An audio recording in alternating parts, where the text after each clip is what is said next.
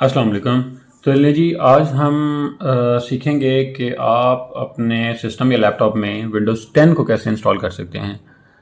तो जी स्टार्ट करते हैं। अपने पीसी या लैपटॉप को आपने ऑन करना है और ऑन करने के साथ ही आपने बूट मेन्यू का की प्रेस कर देना है, जैसे कि मैं आपको लास्ट वीडियोस में भी बता चुका हूँ।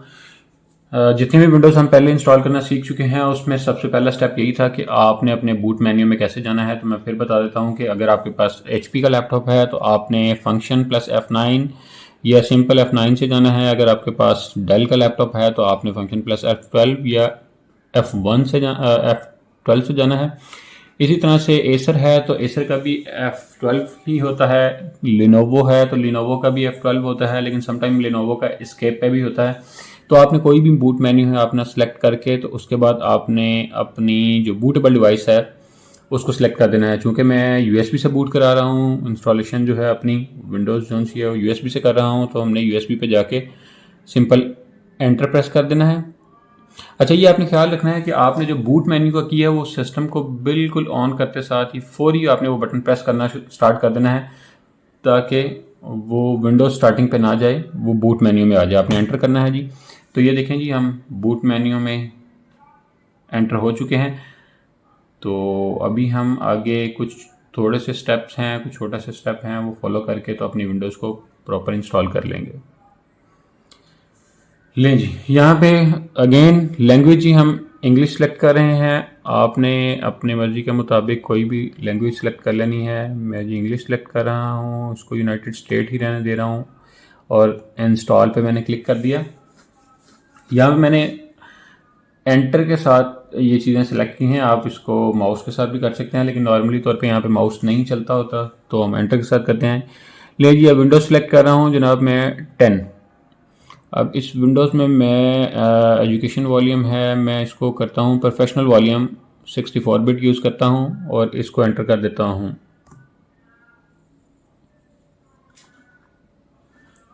ले जी, इसको हमने एक्सेप्ट कर लेना है। एक्सेप्ट करने के बाद यही अगेन वही कि आपने विंडोज़ को अपग्रेड करना है तो आपने ऊपर वाली ऑप्शन यूज़ करनी है। अगर आपने न्यू इंस्टॉलेशन करनी है तो आपने custom install Windows new only pay चले जाना है। अच्छा जी, यहाँ पे आपकी चूँकि जो भी फर्स्ट ड्राइव सेलेक्ट होती है वो आपकी नॉर्मली तौर पे विंडोज़ की ड्राइव ही होती है, और आपने कोशिश करनी है कि अगर आपके लैपटॉप में डाटा है तो आपने सिर्फ उसी ड्राइव को फॉर्मेट करना है, जैसे कि मैं अब यहाँ पे फॉर्मेट करूँगा। या उसके अलावा आपने ये जो रिकवरी फाइल आपकी ड्राइव्स हैं इनको फॉर्मेट कर लेना है, ताकि अगर आपकी पुराने उसमें कोई कैशिए है पुरानी विंडो की तो वो फॉर्मेट हो जाए और आपका सिस्टम अच्छी कैशिए के साथ चलता रहे। तो ये अभी मैंने जनाब इसको फॉर्मेट किया था और उसी ड्राइव को मैंने, जो कि हमारी सी ड्राइव थी विंडोज़ की, उस पर हमने सेलेक्ट करके नेक्स्ट कर दिया। तो जी ये छोटे से स्टेप्स हैं जिनसे आप विंडोज़ को नॉर्मली इंस्टॉल कर लेंगे। मैं अगेन बता रहा हूँ कि आपने देखा होगा मेरी पिछली वीडियोस में हमने विंडोज़ 7 इंस्टॉल की, 8.1 इंस्टॉल की, 8 इंस्टॉल की, तो उनका ऑलमोस्ट सेम प्रोसेस। कोई एक दो स्टेप्स उनसे हैं वो चेंज होंगे, बाकी सेम स्टेप्स हैं। आप इजीली कोई भी विंडो इंस्टॉल कर सकते हैं। तो जी इसके बाद हम इंशाल्लाह विंडोज़ 11 को इंस्टॉल करने का तरीका भी सीखेंगे, और उसके बाद फिर आपने मुझे बताना है कि आपको कौन से सॉफ्टवेयर की इंस्टॉलेशन चाहिए ताकि मैं उस पर वीडियोज़ बनाऊँ। इसके अलावा मैं कुछ कुछ स्टैंडर्ड सॉफ्टवेयर हैं जो कि किसी स्टूडेंट को या किसी भी ऑफिस में काम करने वाले पर्सन को या इंसान को ज़रूरत होती है, मैं वो एक बेसिक इंस्टॉलेशन जो सी है वो सॉफ्टवेयर्स मैं आपको वीडियोस बना के अपलोड कर दूंगा। और मेरे वीडियोस के नीचे आपको डिस्क्रिप्शन में उनको डाउनलोड करने के लिए लिंक भी मिल जाएगा। मैं अपनी ड्राइव में अपलोड करके तो वो ड्राइव का लिंक आपको शेयर कर दूंगा। आप इजीली वहाँ से टेस्टेड सॉफ्टवेयर जो से हैं वो डाउनलोड करके तो इंस्टॉल कर सकते हैं।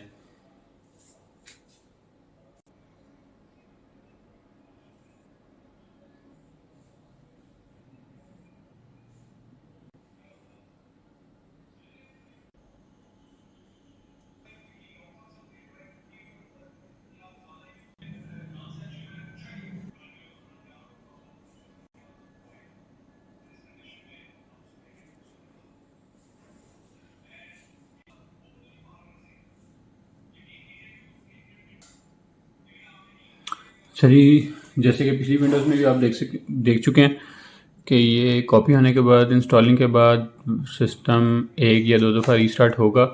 तो आपने कोशिश करनी है कि यहाँ पे रीस्टार्ट पे आपने अपनी यूएसबी ड्राइव जो सी है या डिवाइस जो सी है वो उतार देनी है। जो भी बूटेबल डिवाइस आप यूज़ कर रहे हैं वो आपने अनप्लग कर देनी है, ताकि आपका सिस्टम जो है वो नॉर्मली रीस्टार्ट हो सके, ना कि बूट मेन्यू में चला जाए। तो अब कुछ लोग सोच रहे होंगे जी हमने बूट मेन्यू तो सिलेक्ट नहीं किया, तो फिर बूट मेन्यू में क्यों जाएगा। तो ऐसा होता है कि हमारे जो बायोस में एक बूट का मेन्यू होता है जो बाय डिफ़ॉल्ट, जिसमें सेटिंग आप कर सकते हैं कि आपने फ़र्स्ट प्रायोरिटी पे कौन सा रखना है। तो अगर वहाँ से फ़र्स्ट प्रायोरिटी पे आपका बूट मेन्यू में यूएसबी होगा तो वो ऑटोमेटिकली ही यूएसबी से बूट करेगा। तो इस वजह से आपने कोशिश करनी है कि अपनी यूएसबी को अनप्लग कर लेना है, उतार लेना है। अच्छा, इस स्टेप पे आपका सिस्टम एक से दो दफ़ा, कुछ सिस्टम पहली दफ़ा में ही हो जाते हैं और कुछ दो दफ़ा में होते हैं, रीस्टार्ट हो जाते हैं। तो आपने परेशान नहीं होना कि ये क्या हो गया है, कहीं हमारी सेटिंग गलत तो नहीं होगी, तो ऐसा कुछ नहीं है। तो जी आपने यहाँ पे अपना अगर इंटरनेट कोई नेटवर्क है वो सिलेक्ट करना है तो आप कर सकते हैं, अदरवाइज़ मैं सिंपली इसको स्किप कर रहा हूँ और यूज़ एक्सप्रेस सेटिंग पे जाएं। ये प्रैक्टिस ज़्यादा बेहतर है। आपने इंटरनेट कनेक्ट करना है तो फिर आप बाद में कर लें, या अगर आपने कोई डोमेन वगैरह ज्वाइन करानी है तो आप पहले भी कर सकते हैं, लेकिन बेहतर ये है कि अगर आप पायलट वर्जन यूज़ कर रहे हैं तो आप नेटवर्क बाद में करें। तो लें जी, यहाँ पे आपने सिस्टम का यूज़र देना है। मैं सिंपली HP दे रहा हूँ और नेक्स्ट कर देता हूँ।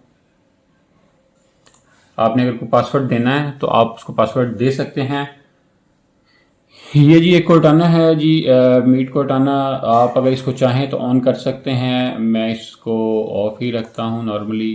तो आप ये ऑप्शनल सेटिंग है, ये आप अपनी मर्ज़ी के हिसाब से इसको रख सकते हैं। तो ये लीजिए आपकी विंडोज़ कंप्लीट है और आप अभी अपनी विंडोज़ को इंस्टॉल कर सकते हैं। अभी नेक्स्ट वीडियोज़ में आपको कुछ बेसिक सॉफ्टवेयर्स हैं जो कि करना बताएंगे, और अगर आप लोगों की कोई रिक्वायरमेंट है, कोई सॉफ्टवेयर आप लोगों से इंस्टॉल नहीं हो रहा या आपसे डाउनलोड नहीं हो रहा, तो आप मुझे कमेंट कर सकते हैं, मैसेज कर सकते हैं, ईमेल कर सकते हैं, ताकि मैं उसकी वीडियो अपलोड कर दूँ।